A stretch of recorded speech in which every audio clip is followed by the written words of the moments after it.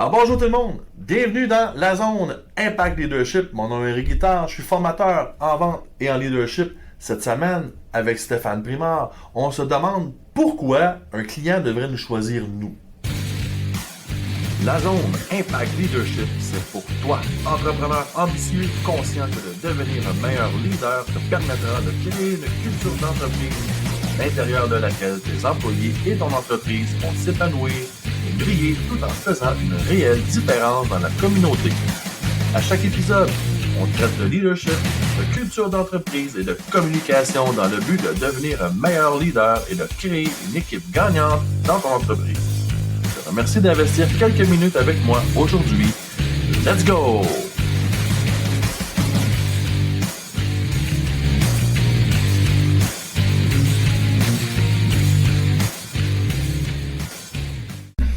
Stéphane, yes, deuxième épisode. Cette semaine, dans le fond, on veut faire un peu une suite de l'épisode de la semaine dernière où on parlait du persona, donc le client idéal. Maintenant, on se pose la même question. Nous, notre persona, quelle personne on se doit d'être pour que les clients, dans le fond, nous choisissent nous, s'identifient à nous. C'est assez complexe comme question, mais dans le fond, comment toi t'abordes ça avec un client ou comment t'abordes ce sujet-là? Moi, en fait, la première fois que je me suis posé cette question-là, c'est un copywriter, justement, que je suis, Mitch Miller, qui s'appelle. Lui, c'est un gars super underground qui sac beaucoup, puis en tout cas, il est vraiment, vraiment très cool. C'est un de ceux-là les plus deep, qui va dans le plus en profondeur. Puis à un moment donné, il a dit, hey, tout le monde se pose la question, c'est qui mon client idéal? Mais il dit, à peu près personne ne se pose la question, qui je devrais être pour que le client m'écoute? C'est qui l'entrepreneur idéal que je dois être pour que le client écoute le message? Ok, ça fait bien du sens. Ben oui, ça fait beaucoup de sens, ça là. Parce que, tu sais, mettons, je sais pas, un sans-abri viendrait te voir et dirait, hey, je peux te dire des conseils pour devenir millionnaire. Tu vas faire. What the fuck, non, tu sais, je sais que t'es sans-abri. Ou ben, tu sais, je dis, ça m'est arrivé souvent. À tous les gourous, ça m'est arrivé souvent d'être dans un gym et d'avoir quelqu'un qui est la moitié de ma... En partant, moi je fais 6 pieds 3. Pour moi, si je me choisis un entraîneur personnel, il doit, et comme moi, faire 6 et 3, donc avoir les mêmes réalités de développement physique d'un grand versus un petit de 5 et 4. Il n'y a pas la même réalité, c'est pas le même développement musculaire. Puis il ne peut pas comprendre nécessairement le struggle que moi je peux vivre avec des grands muscles. C'est un peu ça, pas juste une question d'image, c'est une question de compréhension de par où je passe. Exact. Oui, c'est ça, parce que, tu sais, comme tu dis, mettons que moi, je viens de te voir, puis je te dirais, hey, je vais te montrer comment bencher encore plus. Tu sais, ça se peut que, parce que je suis poli, ça se peut que je fasse comme, ok, on en reparlera un autre jour, peut-être, j'ai pas le temps là, mais... Ou tu vas juste me dire, ok, montre-moi ça. Go, là. J'ai bien hâte de voir, Mais tu sais, tout de suite, c'est le mur est mis, c'est carrément, genre, je te crois pas, puis tu sais, je vais même pas t'écouter. Tout à fait. Fait que c'est pour ça que c'est super important de savoir qu'est-ce que les gens recherchent aussi pour la personne qui regarde. Parce que, tu sais, nous autres, on définit à qui on veut vendre, mais après ça, eux autres, ils magasinent. Fait que c'est qui vont acheter en tant que personne. Puis, bien souvent, on a mentionné un peu la dernière fois, mais tu sais, la personne qui va avoir le parcours le plus similaire va gagner. T'sais, la personne qui montre « Hey, je te comprends beaucoup plus que tous ceux-là qui sont autour ». Déjà là, ça va être un gros winner de montrer il comprend. Comment on peut faire ça? C'est en racontant ton histoire. Ok. Fait que ce qu'on appelle en anglais storytelling, la façon de raconter ton histoire. Ok, fait que ça se dessine, ça aussi, ça s'écrit, ça se design, ça se réfléchit, là, comment on fait ça. Oui, vraiment, vraiment beaucoup. Tu sais, Hollywood a des recettes de... Moi, j'ai étudié beaucoup, justement, l'écriture. Mon seul diplôme à vie, c'est en cinéma. Fait que j'ai toujours eu un amour des histoires et tout ça. Puis dans le copywriting, ce que j'ai trouvé le plus puissant ever de tout, c'est comment raconter des bonnes histoires. Parce que des bonnes histoires, ça passe sous le radar, entre guillemets. Tout le monde adore des bonnes histoires. quand que je te raconte une histoire, t'es pas en mode analyse de ok, c'est quoi la crosse, genre qu'est-ce qui est en train de me. Fait que je peux te raconter mon histoire au complet, tu vas l'écouter, puis en même temps, ben on vit notre vie en histoire. T'sais, on se lève le matin, on commence l'introduction, puis on finit notre journée, c'est la finale, puis entre-temps, il y a des affaires de même. Fait que notre vie, on comprend la vie en forme d'histoire. Fait que si je te raconte une histoire, ben je te fais vivre de A à Z, puis tu vas avoir la même conclusion là, que moi. Là.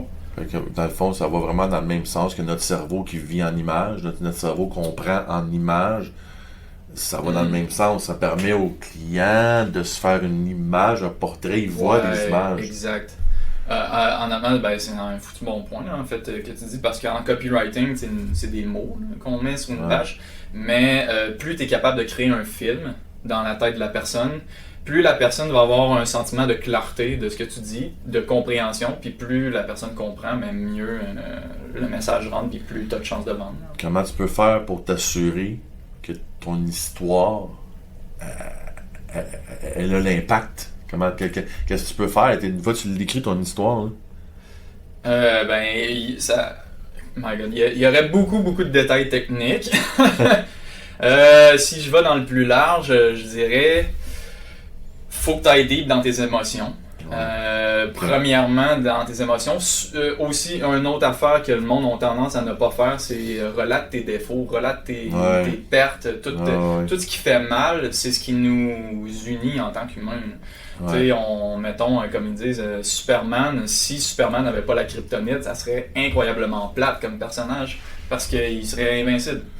C'est pour ça que Batman est incroyablement fort, puis c'est pour ça que dans l'univers DC, ils sont capables de le recycler à fond, parce que Batman, c'est monsieur, madame, tout le monde qui a beaucoup de cash. Bon, ok, il y a ça qui est différent, mais c'est un gars qui essaye avec la technologie, mais il peut crever du jour au lendemain. Fait qu'on s'attache beaucoup à lui. Je lisais dans un livre, justement, dernièrement, qui disait les gens s'attachent pas à ce que tu fais de bien. Les gens s'attachent à tes défauts.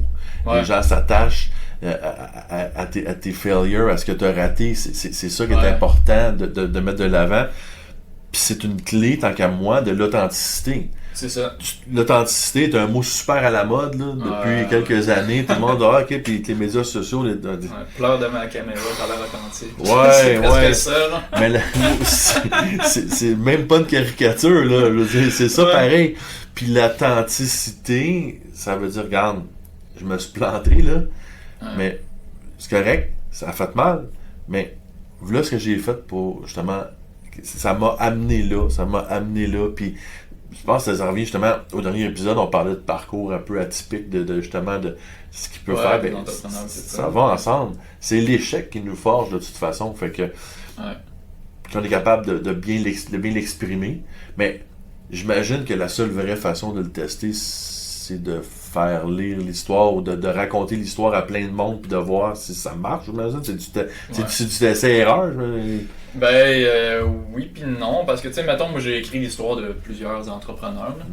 Puis moi, personnellement, il faut que je me rende au bout où je braille.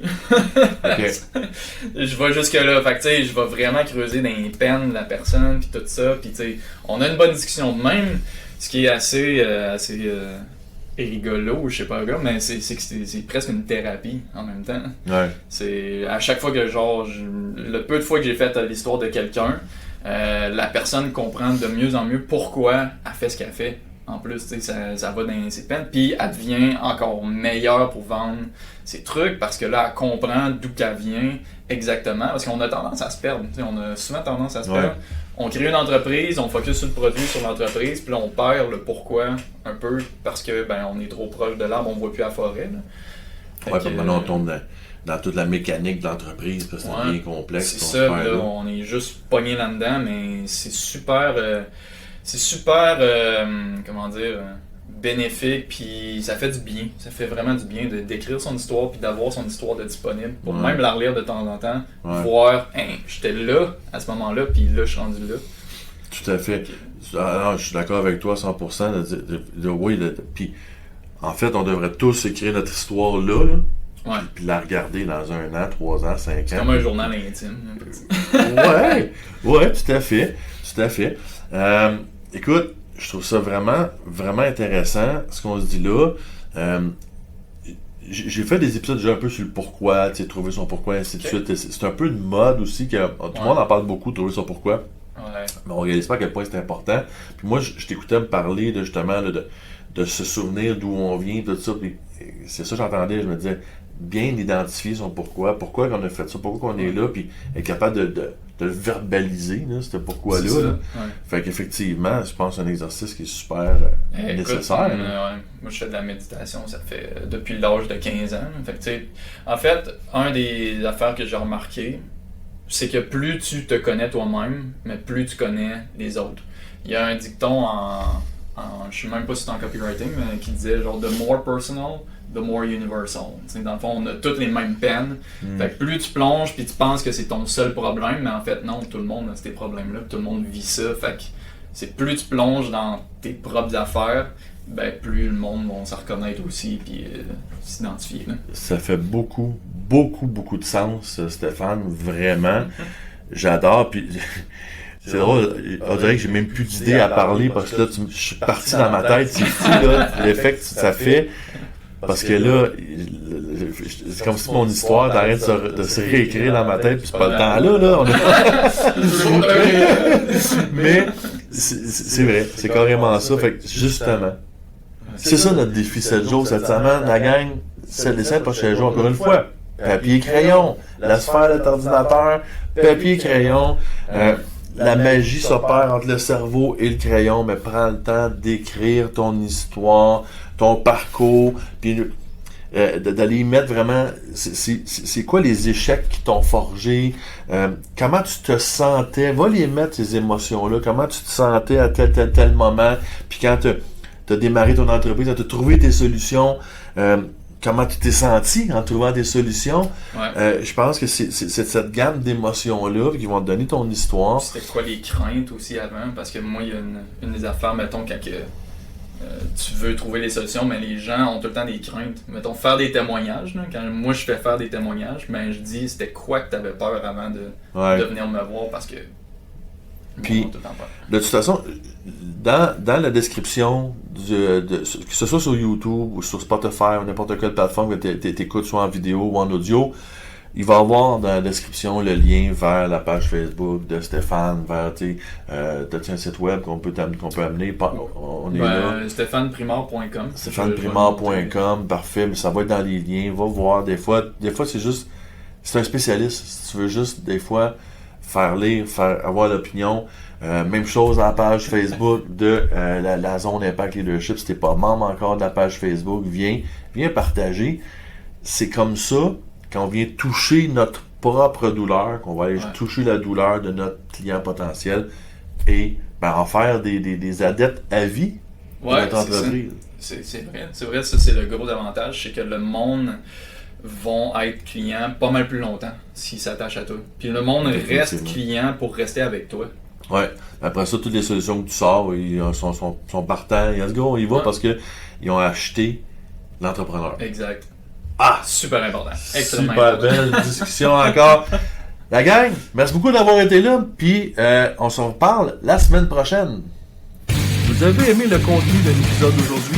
Abonnez-vous au podcast La Zone Impact Leadership, disponible en version vidéo sur YouTube et en format audio sur Spotify, iTunes et plusieurs autres plateformes. Également, suivez-nous sur Facebook en tant que membre du groupe La Zone Impact Leadership. Vous pourrez avoir des nouvelles exclusives et vous pourrez interagir avec moi, le coach. Passez une super belle journée remplie d'abondance.